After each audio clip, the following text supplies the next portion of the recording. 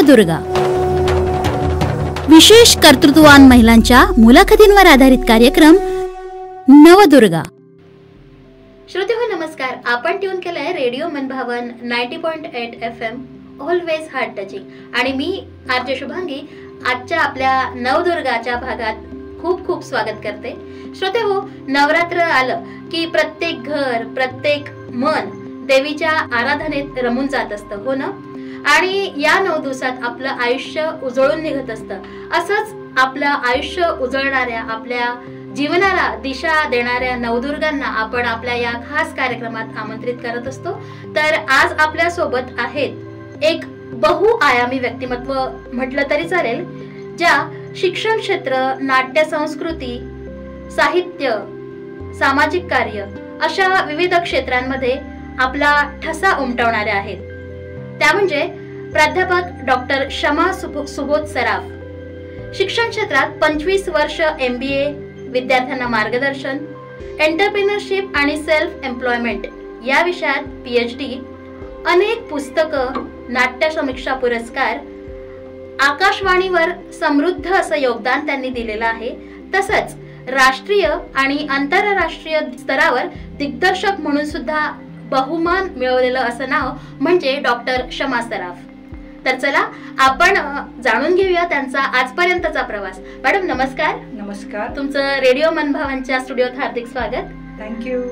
Madam, सुरुवातीला मला तुमच्या जीवन प्रवासाविषयी ऐकून घ्यायला नक्कीच आवडेल, म्हणजे अगदी बालपणीपासून. नक्कीच.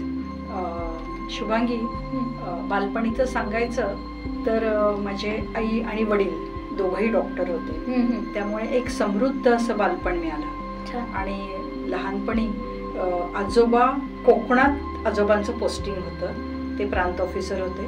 त्याच्यामुळे बऱ्याचशा सुट्ट्या कोकणात गेल्यात. त्याच्यामुळे त्या वेळेला प्रवासाची आवड लागली. खूप लहानपणापासूनच प्रवासाची आवड लागली. निसर्गाच्या सान्निध्यात आल्याने एक वेगळं विश्व बघायला मिळालं. कोकण म्हटलं म्हणजे अगदी स्वर्गच. त्यांच्या बदल्या कोकणात ठिकठिकाणी असायच्या. कधी सावंतवाडी, कधी रत्नागिरी असे ते असायचे. आणि त्याच्यामुळे अतिशय समृद्ध असा निसर्ग बघायला मिळाला. बालपण सगळं सुट्ट्यांमध्ये तिकडे जायचं. इतर वेळेला जळगाव. बरोबर. आणि आई वडील दोघंही डॉक्टर होते. त्यांनी प्रत्येक गोष्टीला प्रोत्साहन दिलं.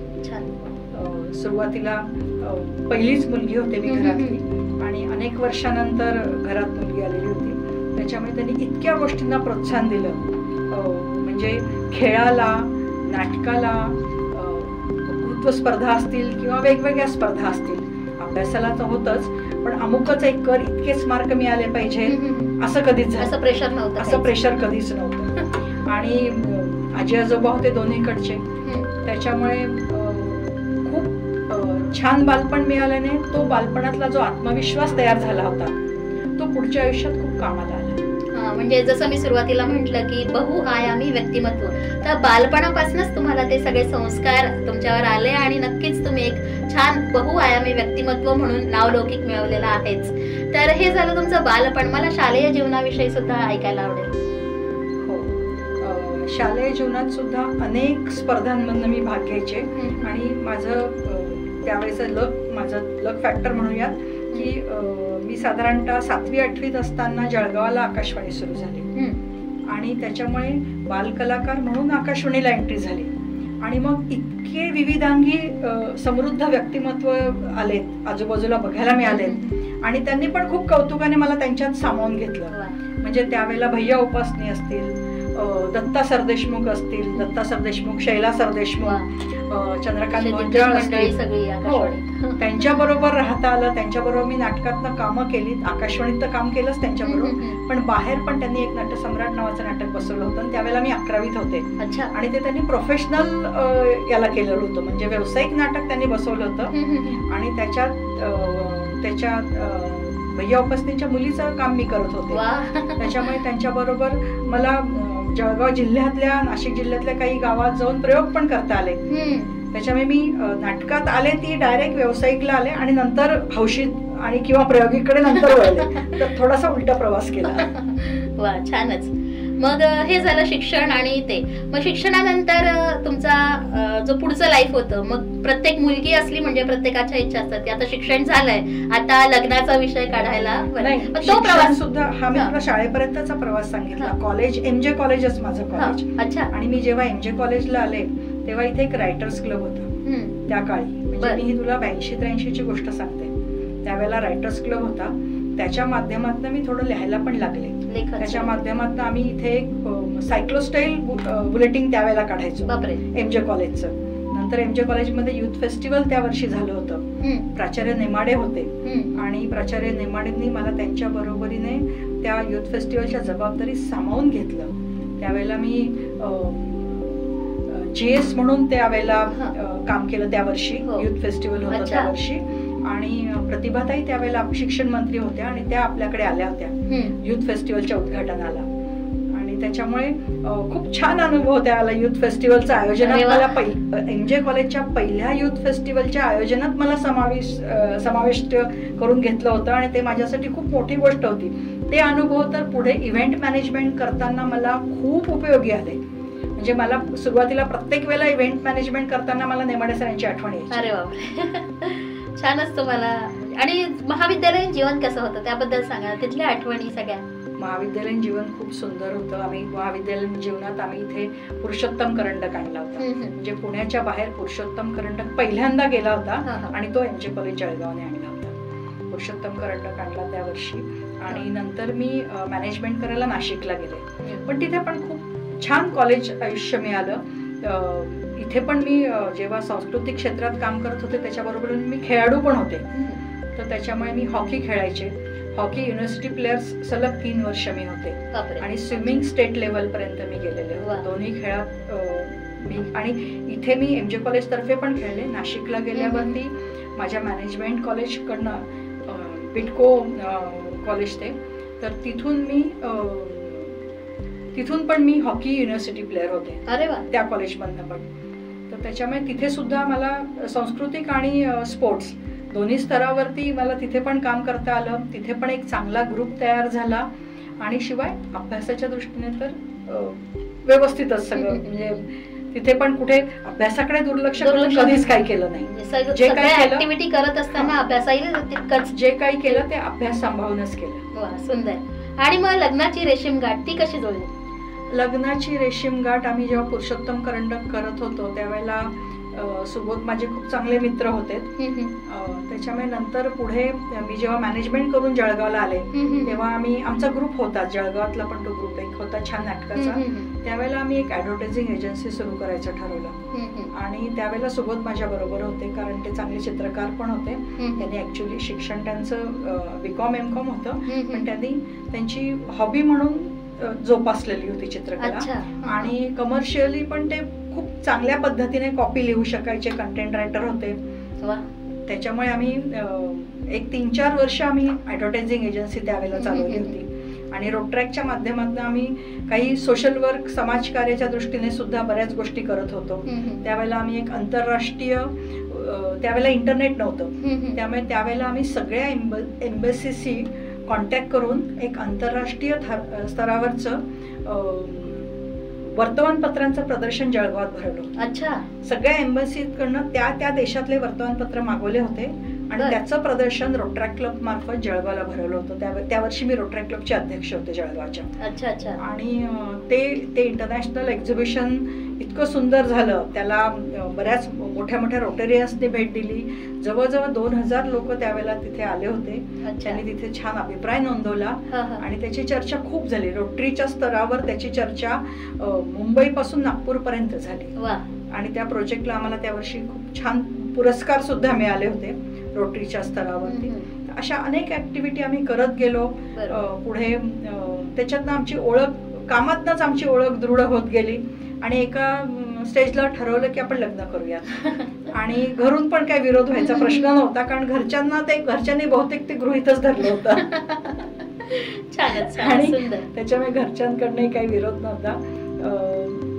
89ला आम्ही लग्न केलं. आणि नंतर पण आमची ऍडव्हर्टायझिंग एजन्सी होती काही वर्ष. पण नंतर काहीतरी बदल पाहिजे होता. मला पण बदल पाहिजे होता. मला जरा क्षेत्र बदलायचं होतं. अच्छा. आणि मग मी नंतर शिक्षण क्षेत्रात आले. हो का, असा तुमचा प्रवास. पीएचडी करायला सुरुवात केली. देशपांडे सर, श्यामकांत देशपांडे सर भेटले एका टप्प्यावरती. ते म्हटले की तू आता पीएचडी करायला पाहिजेस, कारण ते माझे सर पण होते कॉलेजला असताना, मी एमजे कॉलेजला. त्यांनी प्रोत्साहन दिलं, तू आता पीएचडी करायला पाहिजे. मग पीएचडी करायला पाहिजे तर मी IMRला जॉईन झाले. ओके. IMRला जॉईन झालेत म्हटल्यावरती मग आधी व्हिजिटिंग होते, मग पार्ट टाइम यायला लागले. मग त्यांनी कल्चरल माझ्याकडे सोपवलं की आता तू विषय शिकवायला तर मी यायचेच. त्यावेळेला IMRला MPM नावाचा कोर्स होता, मास्टर ऑफ पर्सोनल मॅनेजमेंट, आणि माझं मास्टर ऑफ पर्सोनल मॅनेजमेंट झालेलं होतं. आणि त्याच्याशी संबंधित माझा साधारणतः PhDचा विषय होता, ह्युमन रिसोर्सशी संबंधित. तर त्याच्यामुळे देशपांडे सरांनी प्रोत्साहन दिलं. मग नंतर पुढे मी फुल टाइम जॉईन झाले. म्हणजे कल्चरल तर बघतच होते IMRचं, पण MPM ची कोर्स कोऑर्डिनेटर म्हणून फुल टाइम जॉईन झाले. अरे वा, छानच. तर इतका सगळा तुमचा प्रवास आहे. लेखनाची आवड काम करता करताच झाली, पण एक नाटक समीक्षक म्हणून तो तुमचा अनुभव कसा होता? मी IMRला जॉईन व्हायच्या आधी काही दिवस, लग्नानंतरच 2 वर्ष मी लोकमतला पण काम केलं होतं. एक अनुभव म्हणून मी तिथे जॉईन झाले होते. आणि जाहिरात क्षेत्रात मी काम केलं होतं. तेव्हा माझी जाहिरात एजन्सी होती, तेव्हा मी त्यांच्याकडे जाहिरात क्षेत्र सुद्धा तुमच्याकडून सुटलेलं नाही. बिझनेस एक्झिक्युटिव्ह म्हणून मी तिथे जॉईन झाले होते लोकमतला. आणि त्याच्यामुळे लोकमतचे पण लोक मला चांगले ओळखत होते. त्याच्यामुळे जेव्हा या नाट्य स्पर्धांचे जेव्हा विषय यायचे तेव्हा त्यांना माहित होतं की मी या क्षेत्रात काम करते आणि अभिनय करत होते, दिग्दर्शन करत होते. त्यांनीच आणि मी लोकमतला मी लेखन पण करत होते. बरेच वर्ष मी लोकमतला फ्रीलान्स म्हणून लिहित होते. तर त्याच्यामुळे तिथे सखी मंच त्या काळात अस्मिता गुरव चालवायच्या. तर त्या माझ्याकडनं हक्काने दर आठवड्याला लिहून घ्यायच्या. म्हणजे व्यक्तिमत्व विकासाची सिरीज असेल, सेल्फ एम्प्लॉयमेंटची रिलेटेड सिरीज असेल, अशा अनेक सिरीज त्यांनी माझ्याकडनं लिहून घेतल्या होत्या. आणि त्याच्यामुळे त्यांना माहित होतं मी लिहिते म्हणून. मग एकदा त्यांच्याचकडनं विचारणा झाली की मॅडम यावर्षी तुम्ही लिहाल का, नाट्य समीक्षा कराल का? आणि ते काही कठीण नव्हतं माझ्यासाठी, कारण एकीकडे मी म्हणजे त्या क्षेत्रात मी होतेच. विद्यापीठाच्या स्तरावर सुद्धा मी नाट्यशास्त्र विभाग जो विद्यापीठात होता किंवा MJ कॉलेजला होता, त्यांनी माझा अनुभव बघून, मी ऍक्च्युली मॅनेजमेंट जरी शिकवत असले तरी माझा अनुभव बघता त्यांनी मला नाट्यशास्त्र विभागासाठी सुद्धा त्यांनी मला परीक्षा घेण्यासाठी किंवा बाकी काही गोष्टी असतात, अभ्यास सिलेबस ठरवण्यासाठी त्यांनी विद्यापीठ मला नेहमीच बोलवायचं. त्याच्यामुळे नाट्यशास्त्र या अधिकृत विषयाशी पण मी जोडले गेलेले होते. आणि म्हणून मग त्यांनी विचारलं की तुम्ही आता नाट्य समीक्षा कराल का किंवा परीक्षण लिहाल का? तर त्याच्यामुळे मी त्यांना हो म्हटलं. आणि जे 3-4 वर्ष जे मी लिहिलं ते पण सगळ्यांना त्या काळात भरपूर आवडलं. अरे वा. आजची जी तरुणाई आहे, युथ स्पेशली, तर व्यवस्थापन क्षेत्र आणि सांस्कृतिक क्षेत्र यातला समतोल साधताना आजच्या युवा पिढीला तुम्ही काय सांगाल? युवा पिढीला मी सांगेल, पेशन्स थोडासा ठेवला पाहिजे. त्यांना फार पटकन वर जायचं असतं, फार पटापट त्यांना उड्या मारत मारत वर जायचं असतं. आणि खूप अचानक किंवा खूप लवकर मिळालेलं यश जास्ती दिवस टिकत नाही. त्यांना अनुभव घेणं हे काही वेळेला ते स्किप करतात, घेतात ते पण अनुभव, पण काही वेळेला ते स्किप करून पटापट वर जायचं असतं. ज्या शिड्या आपण वापरतो आपण वर जाण्यासाठी त्या सुद्धा काही वेळेला त्या पण काही वेळेला फेकून दिल्या जातात. तर तसं व्हायला नको. तुम्ही अनुभव घेत घेत थोडं पुढे जा आणि प्रॅक्टिकल अनुभव घेतले पाहिजेत.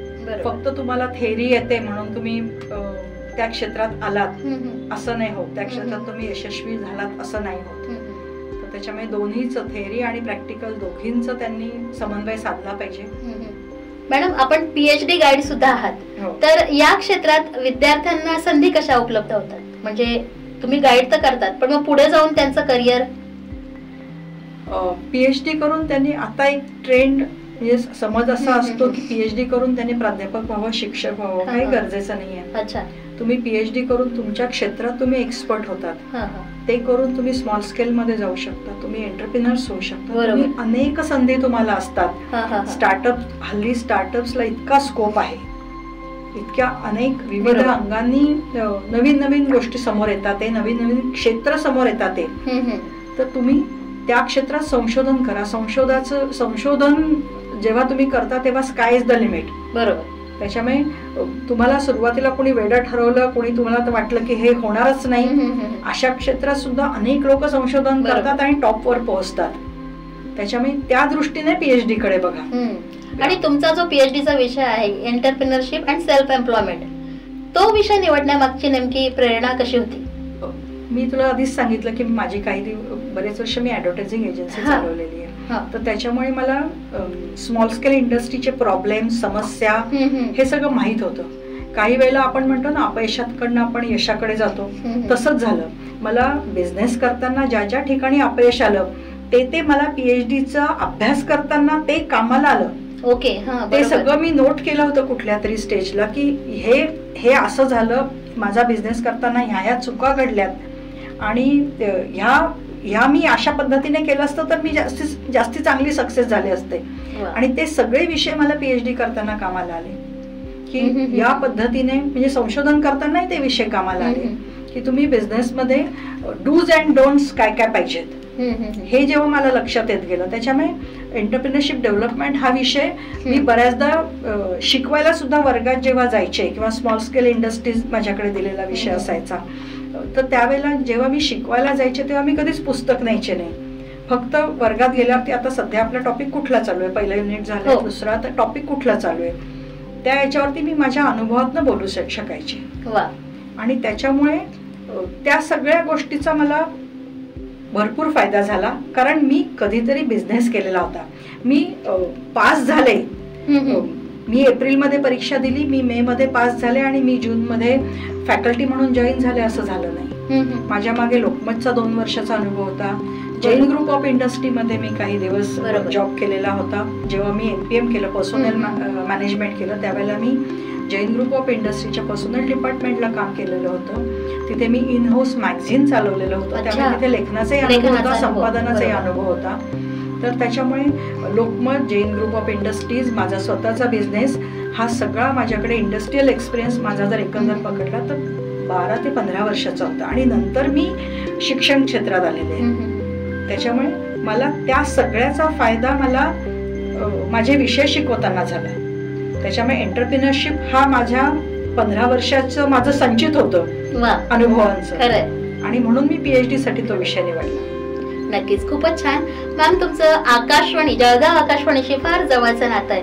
तर मला माहिती आहे की तुम्ही भूमी या मालिकेत सुद्धा एक छानपैकी रोल निभावलाय. तो अनुभव कसा होता आणि त्या आठवणी?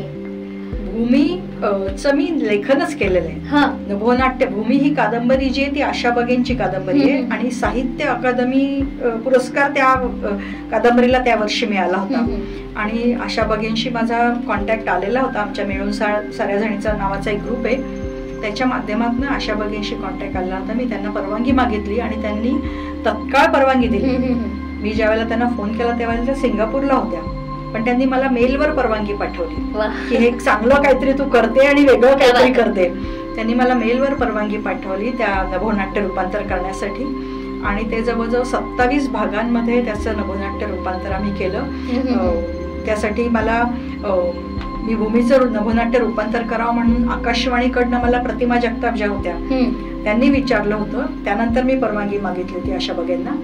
तर प्रतिमा आणि मी मिळून तो प्रोजेक्ट अतिशय सुंदर झाला आणि जळगावातले बरेचसे कलावंत त्याच्यात सहभागी झाले होते.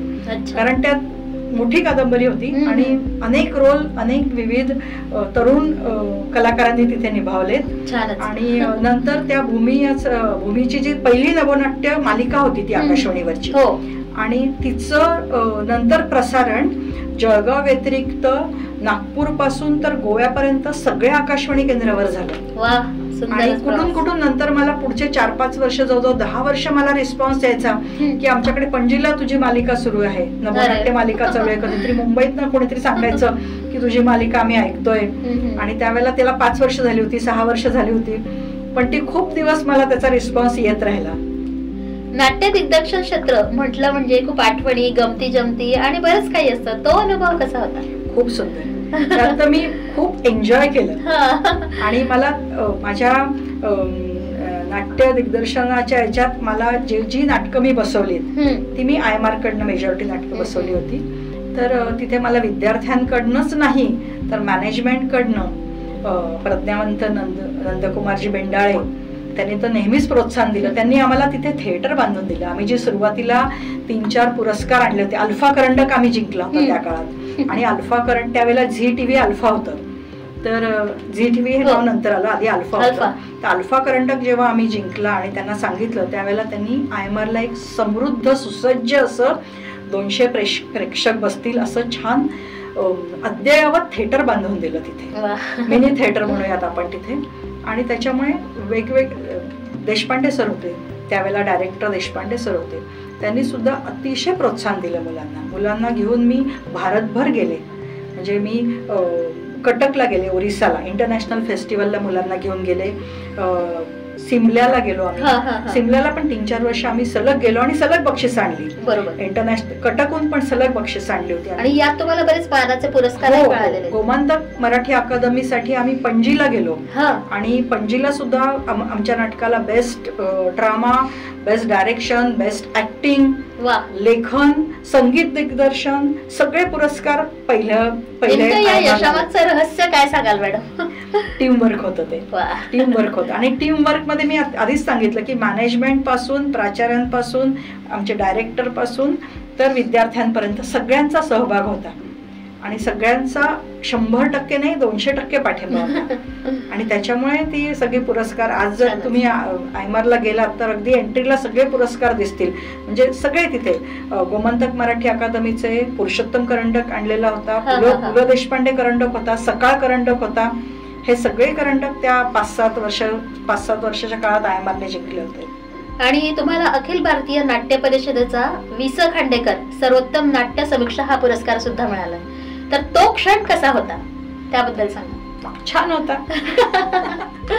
क्षण छानच होता. पण काही आठवणी त्याच्याशी? हो. तर त्याच्यासाठी त्यावेळेला मी याच्याशी जोडली गेले होते, अखिल भारतीय नाट्य परिषदेशी मी जोडले गेलेले होते. आपल्याकडे जळगावला ती शाखा आम्ही कार्यरत केली होती, बंद पडलेली शाखा आम्ही कार्यरत केली होती. त्याच्यात बरेच होते आमच्यासोबत. रोहिणीताई खडसे होत्या, नंतर संजय राणे होते, ॲडव्होकेट संजय राणे होते, योगेश शुक्ल होते. मोठी टीम होती ती सगळी नाट्य परिषदेची. आणि जळगाव जिल्ह्यातनं लोक होते. अनिल कोष्टी होते भुसावळचे, बरेच अंमळनेरचे संदीप पाटील होते. असे अनेक लोक त्या नाट्य परिषदेच्या निमित्ताने जोडले गेलेले होते. आणि तिथेही आम्ही एक टीमवर्क म्हणून काम करत होतो. आणि ते करत असताना तिथे ती पुरस्कारांची ते मला पण माहिती नव्हतं ते, पण तो पुरस्कार मिळाला आणि खूप छान वाटलं. म्हणजे आतापर्यंत केलेल्या याच्यावरती तो एक वि.स. खांडेकरांच्या नावाने पुरस्कार मिळणं ही खूप विशेष गोष्ट आहे. कारण माझे ते आवडते लेखक होते. वाचन तर माझं खूप लहानपणापासून मला वाचनाची आवड होती. आणि अनेक ऐतिहासिक पुस्तकं, अनेक सामाजिक संदर्भ असलेली पुस्तकं. म्हणजे वाचनासाठी मला एक असा विषय नव्हता की मी कथा कादंबरीच वाचेल किंवा फक्त नाटकच वाचेल, असं कधीच झालं नाही. म्हणजे माझे जवळजवळ सगळे लेखक मी वाचलेले होते. तर त्याच्यामुळे इतक्या चांगल्या सुप्रसिद्ध लेखकाचा, समृद्ध लेखकाच्या नावाने पुरस्कार मिळणं यासारखा आनंद दुसरा नव्हता. खरं. सध्या आपण नवरात्र सेलिब्रेट करतोय, तर हा नवरात्रोत्सव म्हणजे स्त्री शक्तीचा उत्सव. तर याचं महत्व तुम्ही कसं सांगा? याचं महत्व सांगायचं ना तर स्त्री शक्ती ही आपल्यात अंतर्भूत असते. आणि ती आईकडनं येते, आपल्या आत्याकडनं येते किंवा मावशीकडनं येते. अशा अनेक स्त्रियांकडनं आपण जेव्हा घडत असतो तेव्हा यांचा पाठिंबा आपल्याला जो असतो ह्याच्यातनं आपण घडत जातो. तर माझ्या बाबतीत म्हणशील तर आई माझी डॉक्टर होती आणि मी तुला आधीच सांगितलं डॉक्टर उषा जगताप. तर कधीच कुठल्याच गोष्टीला ती नाही म्हटली. अगदी 100% तिचा पाठिंबा असायचा, तिचा विश्वास असायचा. आणि त्याच्यामुळे जे करशील ते बरोबर करशील हा जो विश्वास असतो तो तुम्हाला आत्मविश्वास देणारा असतो. तुम्हाला जर तुमच्यावरती फार डाफरणारे लोक असतील किंवा फार तुम्हाला विरोध करणारे लोक असतील तर तुम्हाला तुमची जडणघडण व्हायला थोडासा समस्या येऊ शकतात. पण ज्या पद्धतीने माझ्या आईचं प्रोत्साहन मला वेळोवेळी होतं त्याच्यातनं मी घडले आणि एक स्त्री म्हणून पण त्याच पद्धतीने घडले की एक सर्वांगीण विकास जो झाला तो तिच्यामुळे झाला. छानच. आज आपण पिवळा रंग साजरा करतोय, पिवळ्या रंगाचं प्रतिनिधित्व करतोय, त्याचं महत्व आपल्या जीवनात काय सांगेल? नक्कीच. मी आता परत सांगते, पिवळा रंग हा माझ्या आईचा आवडता कलर आहे. किती छान. कारण ती मला लहानपणी ड्रेस घेताना किंवा काय आणायचं झालं तर ती बऱ्याचदा असं छान येलोइश शेड मध्ये आणायची आणि तिचं असं म्हणणं होतं की मला माझ्यावरती पिवळा रंग खुलतो. खरंच. आणि तिने मला PhD झाल्यावरची पैठणी दिली, ती सुद्धा पिवळ्या रंगाची होती. तर दिवाळीचाच विषय पिवळा रंग. हा दिवाळीचा विषय. असं अदरवाईज मला गुलाबी पण आवडतो, पण मला पिवळ्याविषयी मला तिच्यामुळे एक अफेक्शन आहे. कारण लहानपणापासून तिचं असं म्हणणं होतं की पिवळा रंग तुझ्यावरती खुलतो. आणि खरं आहे, तर पिवळ्या रंगाचं रिफ्लेक्शन जेव्हा आपल्या फेसवर आहे, खरंच उजळलेला दिसतो चेहरा. अगदी खरं आहे. नुसतं उजळलेला दिसतं तर एक सूर्याचं प्रतीक आहे ते. खरंच. आणि मैत्रीचं प्रतीक आहे, सूर्याचं प्रतीक आहे ते. आणि एक तेजस्वी रंग आहे. MBA क्षेत्रातलाही तुमचा अनुभव फार मोठा आहे, दीर्घ आहे. तर आता बदलते ट्रेंड्स बरेच आहे MBA क्षेत्रात, त्याबद्दल काय सांगा? खूप सारे ट्रेंड्स आहेत. हो. आपल्याकडेच आता MBA म्हणजे फक्त आता MBA म्हणजे फायनान्स, मार्केटिंग किंवा HR इतकं न राहता फायनान्स मध्ये सुद्धा इतक्या वेगवेगळ्या ब्रांचेस आलेल्या आहेत. मार्केटिंग मध्ये सुद्धा तुम्हाला जनरल कुठलाही इव्हेंट करताना मार्केट रिसर्च केलंय का? छोट्या छोट्या गोष्टींमध्ये आपण ते करतो आणि ती सवय मला पण लागली, माझ्या विद्यार्थ्यांना पण आहे.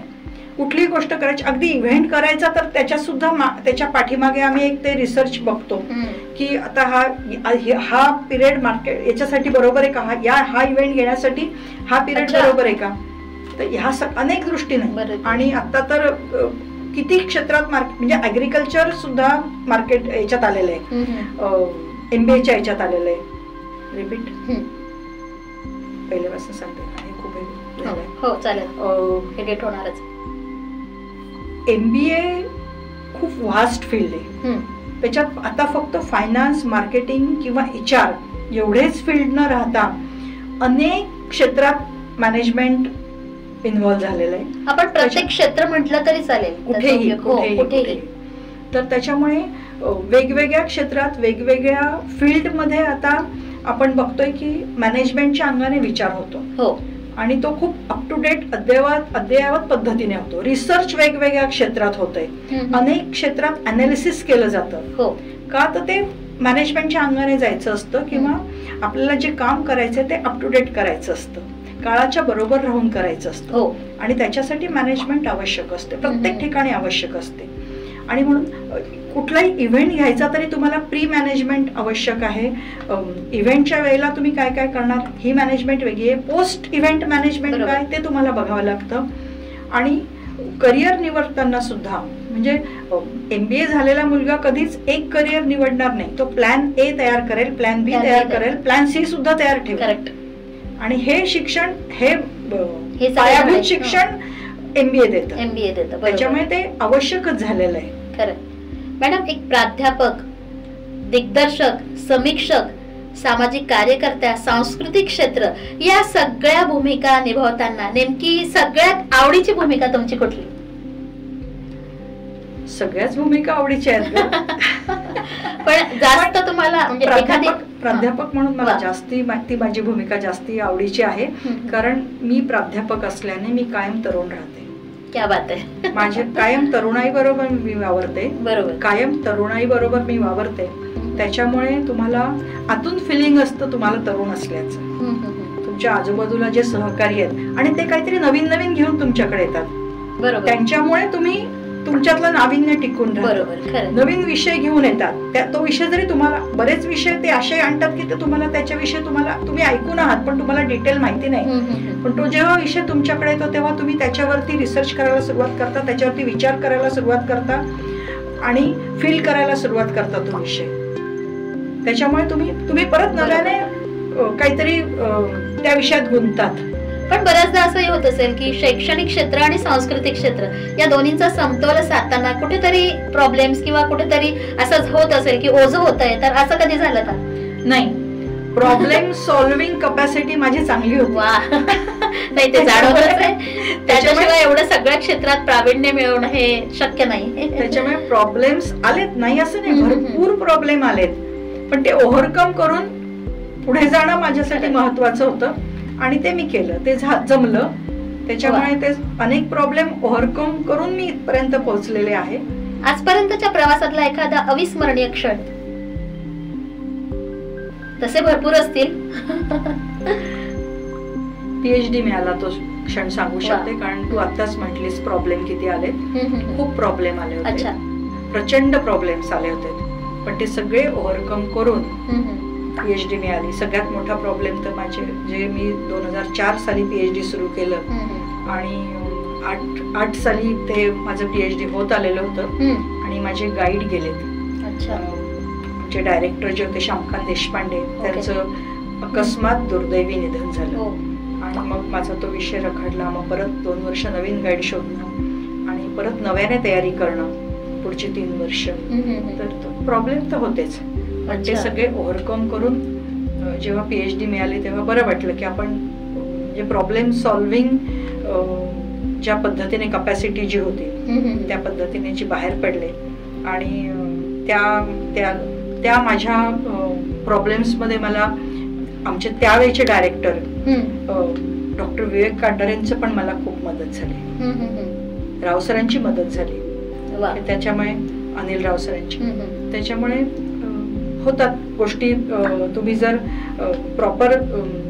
जर बरोबर असाल आणि तुम्ही प्रॉपर पद्धतीने समोर याल, तुमची बाजू तुम्ही व्यवस्थित मांडू शकाल, तर तुम्ही तुमच्या प्रॉब्लेम मधनं बाहेर निघू शकतात.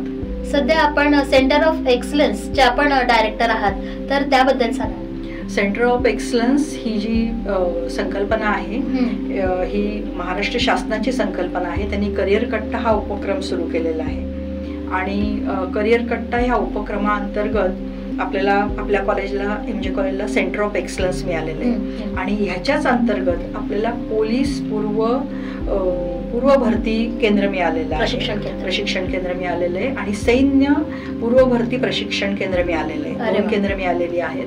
त्याच्याच बरोबर आपल्याला नुकतंच स्टेट रिसोर्स सेंटर मिळालेलं आहे कॉर्पोरेट प्लेसमेंटसाठी. स्टेट रिसोर्स सेंटर मिळाले कॉर्पोरेट प्लेसमेंटसाठी. तर ही सगळी 3 हे मिळालेले आहेत आपल्याला त्यासाठी. आणि त्याच्या व्यतिरिक्त आपल्याला आपल्या कॉलेजसाठी emotional intelligence club, business development club आणि तिसरा फायनान्स क्लब असे मिळाले आहेत. आता तू जे मला एंटरप्रिनरशिपचं विचारलं होतं त्याचा उपयोग मला बिझनेस डेव्हलपमेंट क्लब साठी मुलांना मार्गदर्शन करताना नक्की होणार आहे. माझ्या PhDचा उपयोग सुद्धा मला तिथे होणार आहे. आणि इमोशनल इंटेलिजन्स मध्ये मी माझा MBA HR मध्ये आहे, त्याच्यामुळे त्यात इमोशनल इंटेलिजन्स हा महत्वाचा विषय आहे. तर त्याचाही उपयोग तिथे छान पद्धतीनेच होईल. आणि तिसरा जो क्लब आहे फायनान्स क्लब, याचं उद्दिष्ट असं आहे की याच्यात ॲडव्हान्स फायनान्स क्लब असं काही तिथे अपेक्षित नाही, पण आर्थिक स्वातंत्र्य जे सध्या मिळतो, फायनान्स क्लबचा उपयोग असा आहे किंवा फायनान्स क्लबचा उद्देश असा आहे की फायनान्स क्लब मार्फत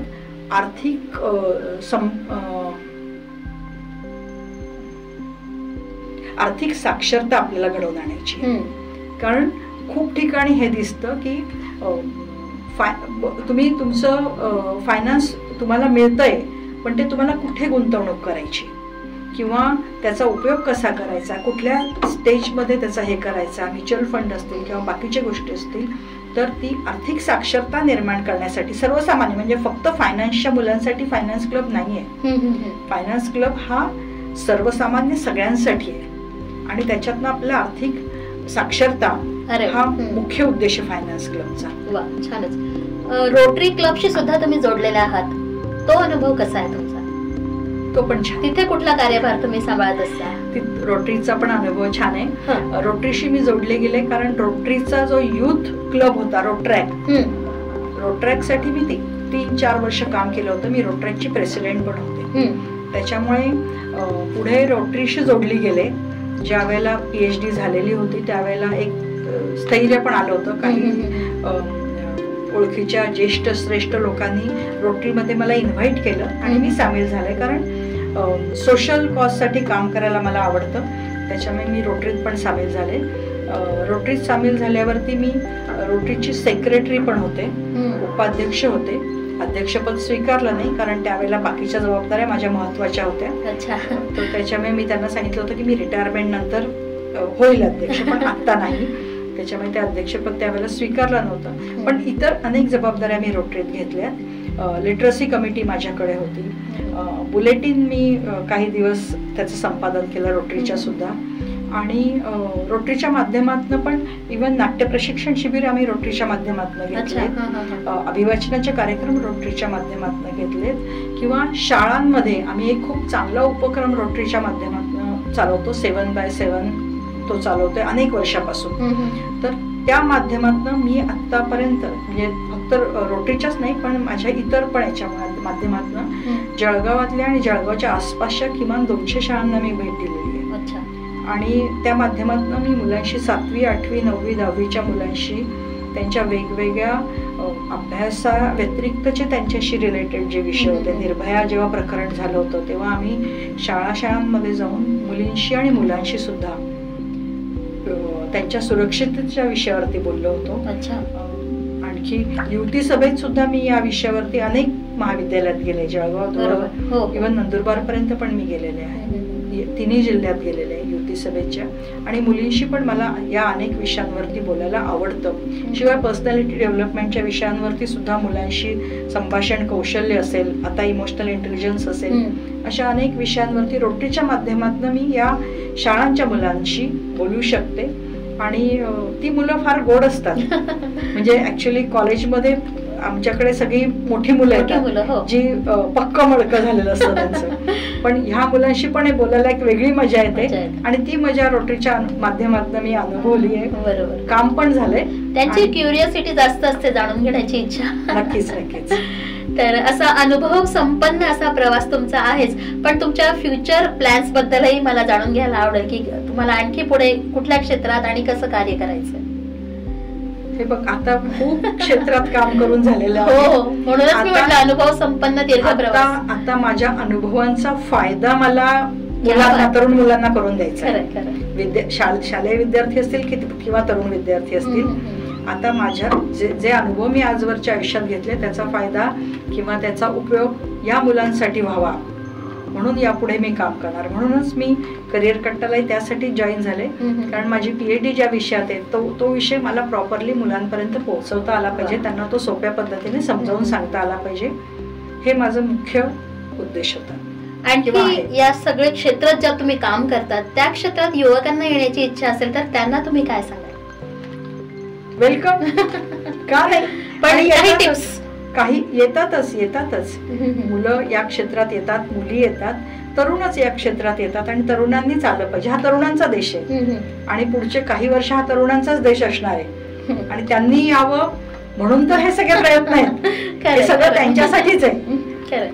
त्याच्यामुळे त्यांनी आलं पाहिजे, त्यांनी वेगवेगळ्या क्षेत्रात अनुभव घेतले पाहिजे, त्यांनी वेगवेगळ्या क्षेत्रात संशोधन केलं पाहिजे, त्यांनी वेगवेगळ्या क्षेत्रात विविध ऍक्टिव्हिटी केल्या पाहिजेत, त्यांच्या आवडीच्या क्षेत्रात त्यांनी आलं पाहिजे. आणि मी नेहमी विद्यार्थ्यांना सांगते, म्हणजे शाळेचे मुलं असतील, कॉलेजचे मुलं असतील, मी त्यांना सांगते तुमचं क्षेत्र कुठलंही असू दे, तुम्ही एक कला जोपासा. बरोबर. आणि ती अशासाठी की जागतिकीकरणाचं युग आहे, स्पर्धेचं युग आहे आणि खूप वेगाचं युग आहे. ज्या गोष्टी घडतात त्या आपल्या आजूबाजूला त्या खूप वेगाने घडतात. आज जे आपण बघतोय ते उद्या ते चित्र तसंच असेल असं नाही, ते चित्र कदाचित पूर्णपणे बदललेलं असेल.